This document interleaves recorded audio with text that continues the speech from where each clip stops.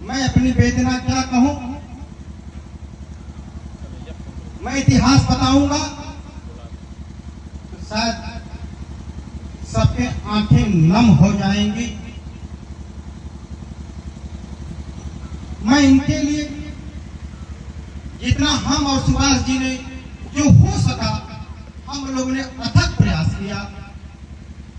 जानकारी तो हो गई थी कि इनको क्या हुआ, हम लोग इनसे बताते नहीं। उन्होंने एक दिन मुझसे कहा, बेटा राधे साहब, हम जानते हैं कि तुम हमसे झूठ नहीं बोले। उनको इतना विश्वास, मुझे क्या हुआ? हमने कहा चाचा आपको ठीक होने से मतलब है कि पूछने से मतलब है? उन्होंने कहा मुझे विश्वास। मैं क्या कहूं।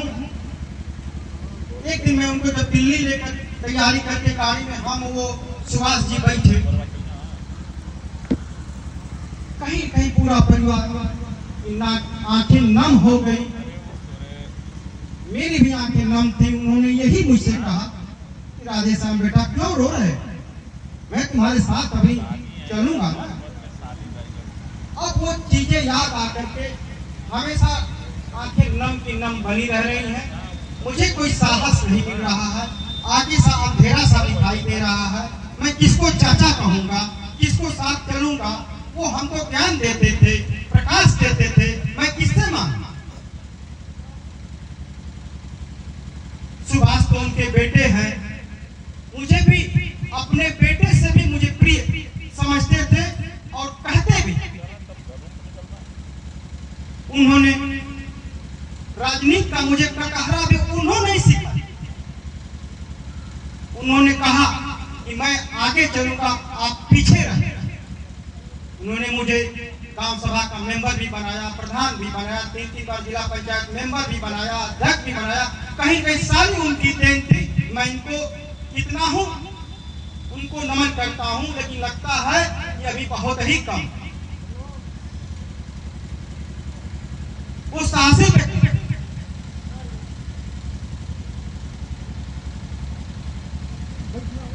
आदरणीय गोपाल जी, आप तो जानते ही हैं ये पक्के समाजवादी थे। मैं कभी उनसे हंस कर कह देता था कि कोनो दूसरों पार्टी में झाकल जाई, कहते बेटा मेरे जीते जी ऐसा कभी मत सोचो।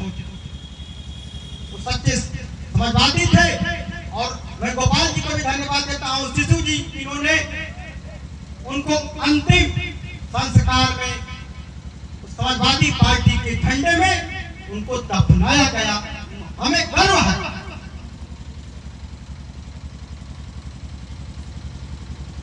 आज हमारे नंदलाल जी भी हम लोग के बीच में आ रहे हैं।